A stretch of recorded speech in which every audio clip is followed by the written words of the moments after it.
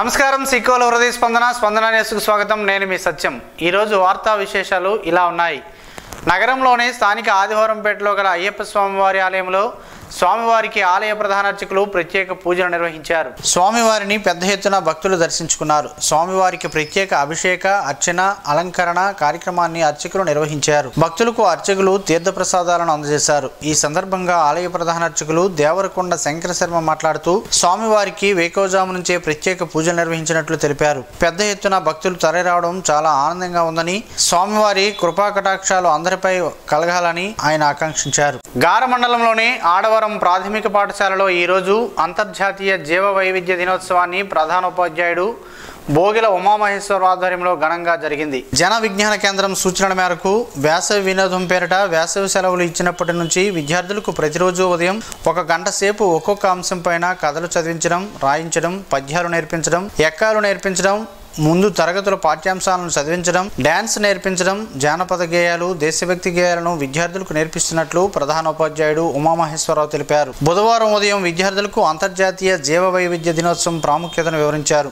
నేను మొక్కే కదా అని పీకకండి అంటూ స్కిట్ ను విద్యార్థులు భరత్, జితిన్, యస్మిత్, యోధ, అక్షితలు చాలా చక్కగా ప్రదర్శించారు. ఈ సందర్భంగా విద్యార్థులను ప్రధానోపాధ్యాయుడు అభినందించారు. శ్రీకాకుళం నగరంలోని కాకి వీధిలో వెంచేసి ఉన్న ముత్యాలమ్మ ఆలయంలో అమ్మవారి పండుగను భక్తులు అత్యంత వైభవంగా జరుపుకున్నారు. 9 ఏళ్ల తర్వాత మళ్లీ 2024 సంవత్సరంలో అమ్మవారి పండుగలను జరుపుకునేందుకు ఆలయ కమిటీ సభ్యులు పెద్ద ఎత్తున ఏర్పాట్లు సిద్ధం చేయగా ఆ ప్రాంతం అంతా ఆధ్యాత్మిక శోభతో నిండిపోయింది. పెద్ద ఎత్తున భక్తులు అమ్మవారిని దర్శించుకుంటున్నారు. అమ్మవారి పండుగ సందర్భంగా ఆలయ ప్రాంగణంలో ఏర్పాటు చేసిన పలు సాంస్కృతిక కార్యక్రమాలు అందరినీ అలరిస్తున్నాయి. విశాఖపట్నానికి చెందిన మన్మధరావు, మంజుల ఆధ్వర్యంలో సర్వదేవతా మూర్తుల సంకీర్తనలు జరిగాయి. అలాగే ఆలయం ఆవరణలో ఏర్పాటు చేసిన అమ్మవారి దేవరణ అధిక సంఖ్యలో భక్తులు దర్శించుకుని పసుపు కుంకుమ మురాటలతో చల్లదనం చేశారు. ఈ కార్యక్రమంలో ఆలయ దమ్మల అర్చకులు, కమిటీ సభ్యులు పాల్గొన్నారు. ఈ నెల 23వ తేదీన అన్నమయ్య జయంతి సందర్భంగా గురువారం సాయంత్రం 5 గంటలకు సప్తగిరి సంకీర్తనలతో పాటు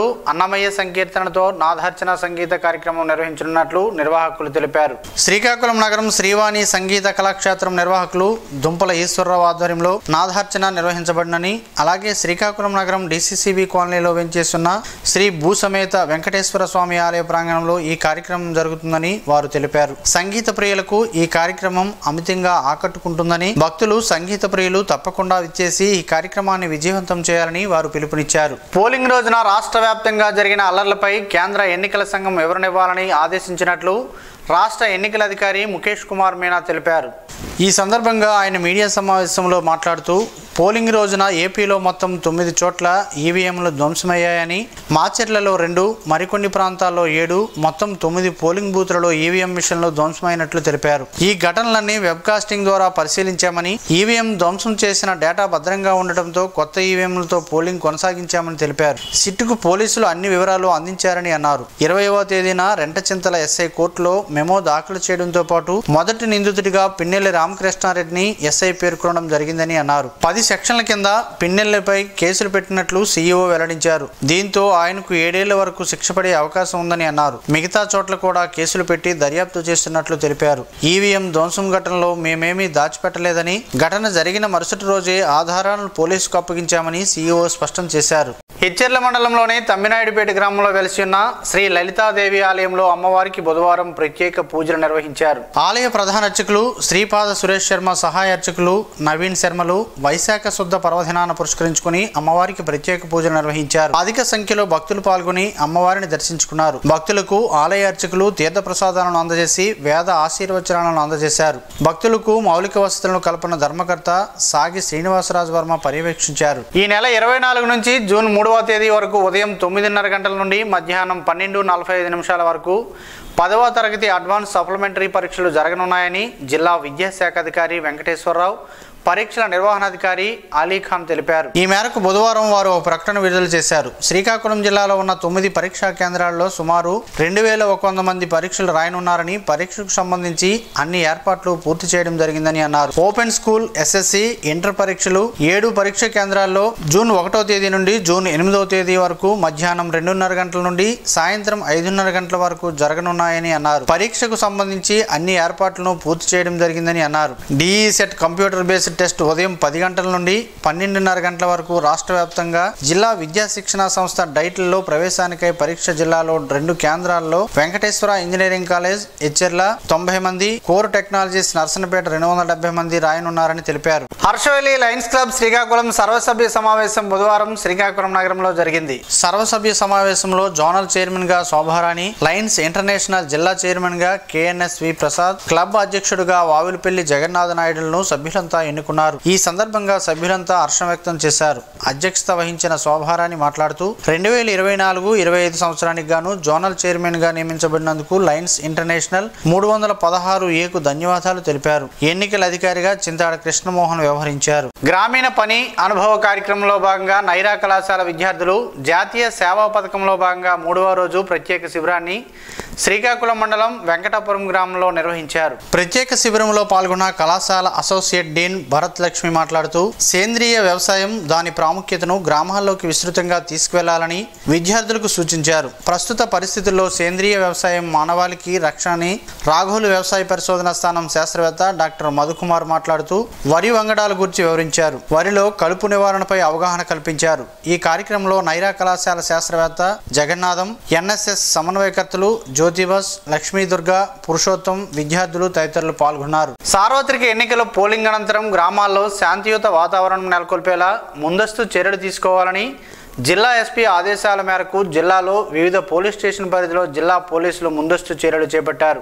సమస్యాత్మక గ్రామాల్లో పికెట్లు, పెట్రోలింగ్ నిర్వహించి ఎటువంటి ఘర్షణలు, అల్లర్లు చోటు చేసుకోకుండా గ్రామస్తులతో గ్రామ సభలు, ఫ్లాగ్ మార్చ్ నిర్వహించి సోదరభావంతో మెలుగుకోవాలని గ్రామ పెద్దలు ప్రజలకు అవగాహన కల్పించారు. అదేవిధంగా జిల్లాలో పెట్రోల్ బంకులు, లూజ్ పెట్రోల్ అమ్మకాలు, లైసెన్స్ కలిగిన మందుగుండు సామగ్రి విక్రయాలు చేయకుండా యాజమాన్యానికి నోటీసులు చేయడం జరుగుతుందని, ప్రతిరోజు వేకోజామున గ్రామాల్లో కార్డెన్ ఆపరేషన్ నిర్వహించి అనధికారికంగా సరైన వాహన పత్రాలు లేని ద్విచక్ర వాహనాలు గుర్తించి మద్యం మరియు మందుగుండు సామగ్రి అక్రమ నిల్వలపై సోదాలు చేసి అసాంఘిక కార్యకలాపాలకు అడ్డుకట్ట వేస్తున్నట్లు తెలుస్తుంది. బఠానీలు తినడం వల్ల ఎన్నో ఆరోగ్య ప్రయోజనాలు ఉన్నాయని, వీటిని విరివిగా ప్రతిరోజు తీసుకునే ఆహారంలో తీసుకుంటే మరెన్నో ప్రయోజనాలు ఉంటాయని పలువురు ఆరోగ్య నిపుణులు చెబుతున్నారు. ఆ వివరాలేంటో ఈరోజు ప్రసారమయ్యే ఆరోగ్యమే మహాభాగ్యంలో తెలుసుకుందాం.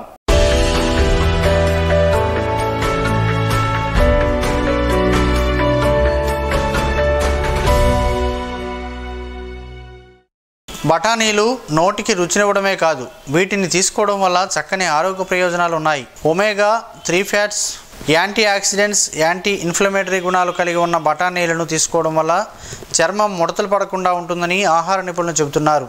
పచ్చి బఠానీలు ప్రోటీన్, ఫైబర్ పుష్కలంగా ఉండటం వల్ల మనకి ఎక్కువగా ఆకలి అనిపించదు. పచ్చ బఠానీలను ఉడకబెట్టుకొని మాత్రమే కాకుండా అనేక రకాలుగా కూరలు, సూప్ చేసుకొని తినడం వల్ల చాలా ప్రయోజనాలు ఉన్నాయి. సన్నగా, నాజూగ్గా కనబడాలనుకునేవారు బఠానీలను ఎక్కువగా తీసుకుంటే మంచిది. మలబద్ధకంతో బాధపడేవారు పచ్చి బఠానీలను ఆకుకూరలు, కూరగాయలతో కలిపి తీసుకుంటే సాఫీగా జరిగి మలబద్ధకం నుండి విముక్తి పొందవచ్చు. అల్జీమర్స్, ఆర్థరైటిస్ వంటి జబ్బులు రాకుండా బఠానీల్లోని పోషకాలు అడ్డుకుంటాయి, ఎముకల్ని కాపాడుతాయి. కొవ్వు శాతం ఎక్కువగా ఉన్న బఠానీల్లో ప్రోటీన్, ఫైబర్ పోషకాలు ఎక్కువగా ఉంటాయి. కాబట్టి బరువు తగ్గాలనుకునేవారు వీటిని అధికంగా తీసుకోవాలి. బఠానీల్లోని అధిక మొత్తంలో ఉన్న ఫైటో న్యూట్రియంట్స్ పొట్ట క్యాన్సర్ కణాలకు వ్యతిరేకంగా పోరాడతాయి. ఫ్లేవనాయిడ్స్, యాంటీ ఆక్సిడెంట్స్ కలిగిన బఠానీలను తినడం వల్ల రోగనిరోధక వ్యవస్థ మెరుగ్గా తయారవుతుంది. ఫైబర్ అధికంగా ఉన్న బఠానీలు తీసుకోవడం వల్ల రక్త సరఫరా సరిగ్గా జరుగుతుంది. దీనివల్ల టైప్ 2 డయాబెటీస్ రాకుండా ఉంటుంది. B1, B2, B3, B6 vitamins కలిగిన బఠానీలు తీసుకోవడం వల్ల గుండె సమస్యలు ముప్పు నుంచి తప్పించుకోవచ్చు. ఒక కప్పు బఠానీలు 44% విటమిన్ Kని కలిగి ఉంటాయి. అందువల్ల వీటిని తీసుకోవడం వల్ల ఎముకలు బలంగా మారుతాయి. మార్కెట్లో ఏడాది మొత్తం దొరికే బఠానీలను ఇష్టంగా తిని లాభాలు పొందొచ్చు. బహిరంగ మార్కెట్లో కేజీ 40 నుండి 50 రూపాయలకు దొరుకుతున్నాయి. క్యాన్సర్కు వ్యతిరేకంగా పోరాడే ఔషధ గుణాలు ఉన్నాయి. రోజుకు 1 కప్పు మోతాదులో తీసుకుంటే క్యాన్సర్ వచ్చే అవకాశాలు తక్కువగా ఉంటాయని పరిశోధనలో తెలిసింది.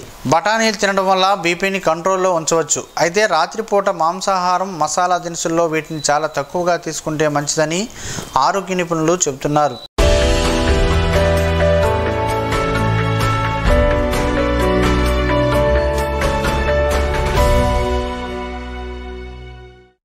ఈ రోజు వార్తల్లో ఒక మంచి మాటను విందాం, ఆచరిద్దాం. సమాజ శ్రేయస్సును కాంక్షిస్తున్న మహనీయుల మాటల్లో నుంచి ఈ రోజు. జీవనం గమనం గమ్యం. ఋషి చింతన. అణచివేత బుద్ధిమంతుడిని పిచ్చివాడిగా చేస్తుంది. అహంకారం తపస్వీలను వెర్రివాళ్లుగా చూపిస్తుంది. ఒక చెయ్యి స్వీకరణ, మరో చెయ్యి విశ్వాసం. ఆ రెండూ కలిపితే నమస్కారం అగును. ఆ నమస్కారమే సంస్కారమునకు ఆస్కారం అగును. ఓం శ్రీ గాయత్ర్యై నమః. స్పందన న్యూస్ ఇప్పుడు యూట్యూబ్లో అందుబాటులో ఉంచడమైనది. ఎస్డివి స్పేస్ స్పందన అని టైప్ చేసి ప్రేక్షకులు తమకు అనుకూలమైన సమయంలో న్యూస్ను వీక్షించగలరు. ఈ వార్తలు ఎంతటితో సమాప్తం. మరలా ప్రసారమయ్యే స్పందన న్యూస్లో కలుద్దాం. అంతవరకు సెలవు. నమస్కారం. మీ మాటే మా బాట.